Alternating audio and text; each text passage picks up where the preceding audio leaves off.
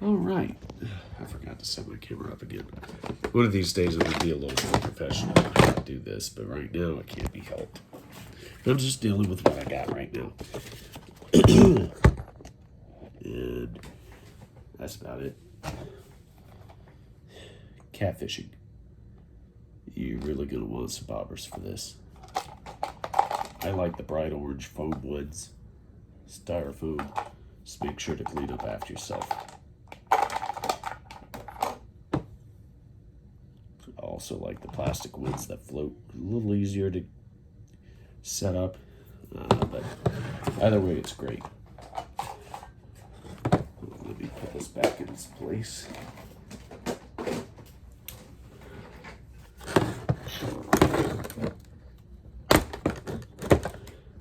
Now, we got catfishing mode. So you're going to need some pretty heavy duty line. So I suggest 12 pound and up. Especially when you get to the Clarksville area. Because those things run anywhere between 20 to 30 pounds. 50 if you're lucky. Because they don't fall for everything down there. Another thing you're going to want, especially fishing deep water, are these. You're really going to want them. You're going to want them bad. These things will sink like no other. They're normally used for drop shots. That's a fit, and that's pretty much exactly what you're going to be using when you go out catfishing, is a drop shot. Show you the difference between a drop shot and an egg weight. Just so you know, drop shots are normally tear-shaped. Egg weight, egg-shaped. Here, let's see. See the difference in the two sizes. How one tapers and how this one tapers. This one tapers upwards. It's a teardrop. It's a drop shot. Egg weight is used for a Carolina rig. I've fished them before with no success, but I'm probably doing it wrong. All right.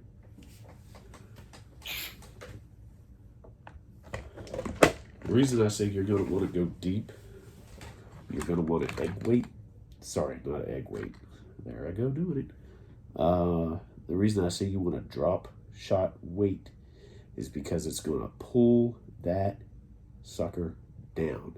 It's going to pull the hook down, your line down wherever it needs, and it's going to give time for your bait on the other end of the line, about 3 or 4 feet out, to sink down, so that there's no suspicion of the catfish in the area. Catfish will spook easily.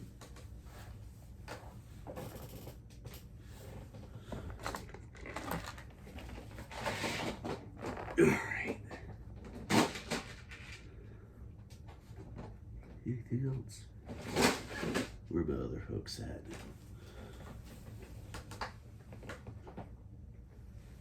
I need circle hooks. I would seriously and highly suggest circle hooks for this. And using some of the stinkiest bait you can find, whether it's live or processed.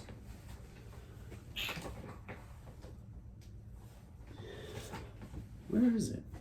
So the best catfish bait, I've caught them like about this. They're big enough for me to put my whole arm down in. I'd have to say chicken liver. Chicken liver is about the best way to go. People use red Kool-Aid and chicken meat. It's a good waste of food, but each person does what they have to do for the joy of the sport. There are sacrifices that each person makes.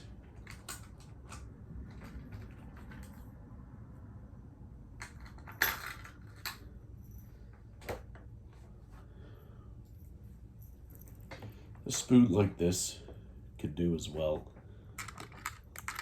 Yeah. The way I would fish that is just twitch your line in the water a little bit. Make it look like a fish that's just given up. Yeah. Yeah.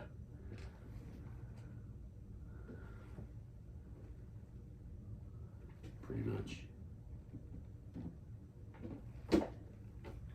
It's hot.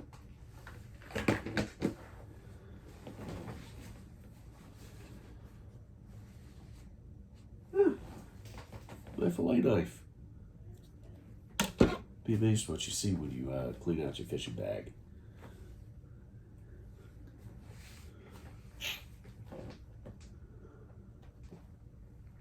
Oh man. Oh boy.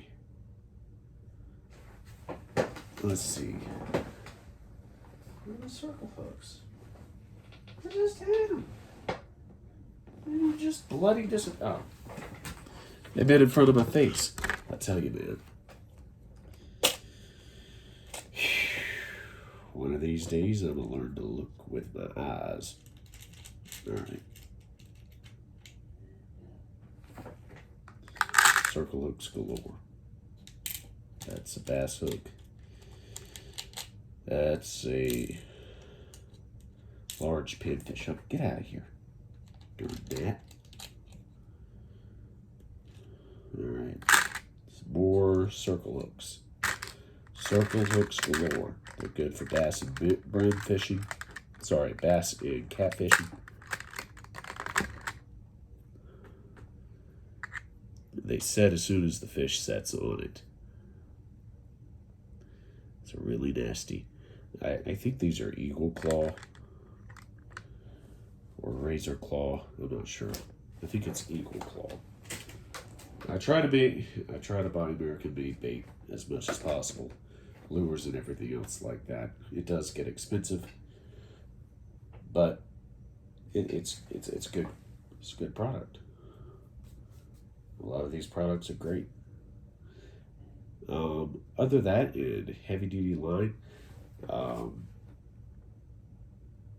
would go for a braided line rather than a monofilament, just because that braided line is going to be able to withstand their grinders. And I'm not sure if you know this, but catfish have teeth that are they're basically grinders. In that when they close down on something, it's like a pad. It's kind of like a cat's tongue, but a lot sharper. It's about the best way. Yeah, and that's how it ingests its food. They snap that jaw shut, all those teeth pound in on it. And if I'm not mistaken, they can work independently. Not 100% sure on that, but there you go. Important fishing utensil. Stick with rope. Take one end of the rope, run it through the gill, through the mouth. Take the stick, stick it off. Not ideal for alligator-filled waters like the Savannah River, but small creeks, things of that nature would be fine. I just whip wrap it around it. It's what you call whip wrapping. You just whip it around the stick. Yeah, there it goes. Okay. Fine.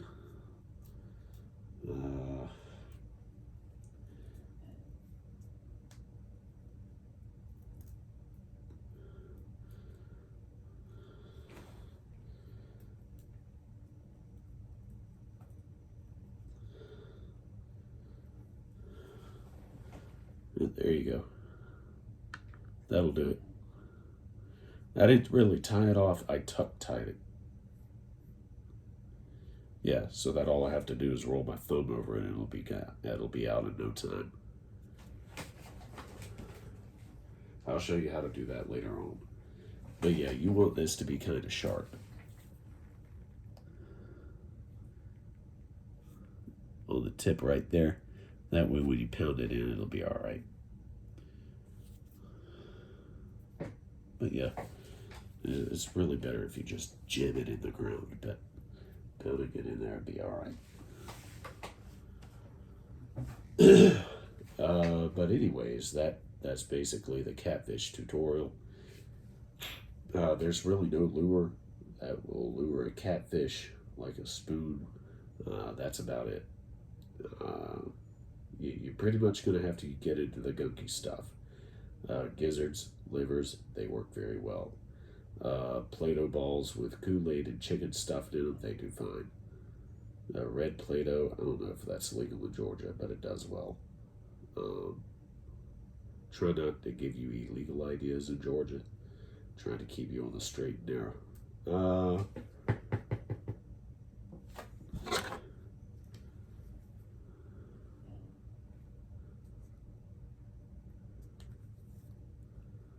don't know.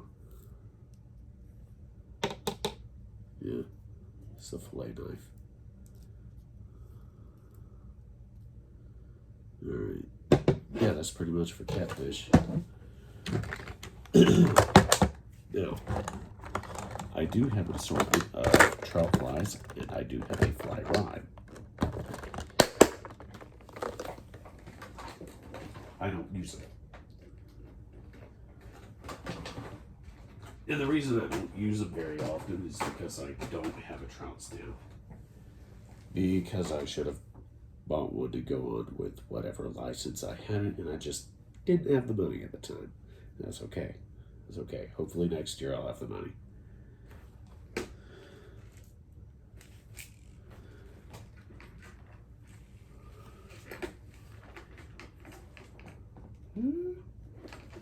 Yeah. So what I'm going to do with the rest of my lures is I'm just going to put them wherever. I'm just going to fill that, here we go. I'll fill that up with it. All other lures, all other things I forgot to mention. Probably put quite a few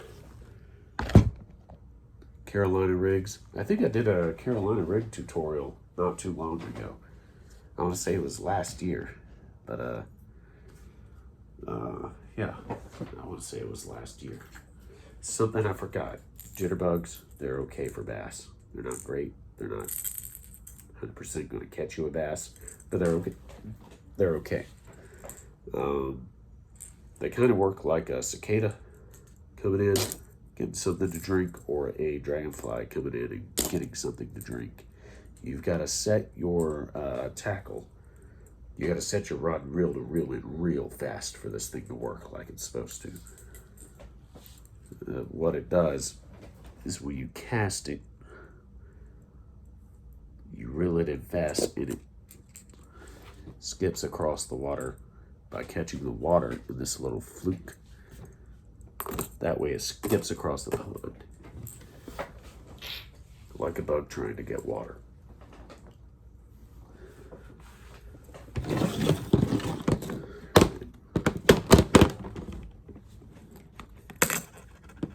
All right, well, I think that'll just about do it. I'll come back when I have something more to show you.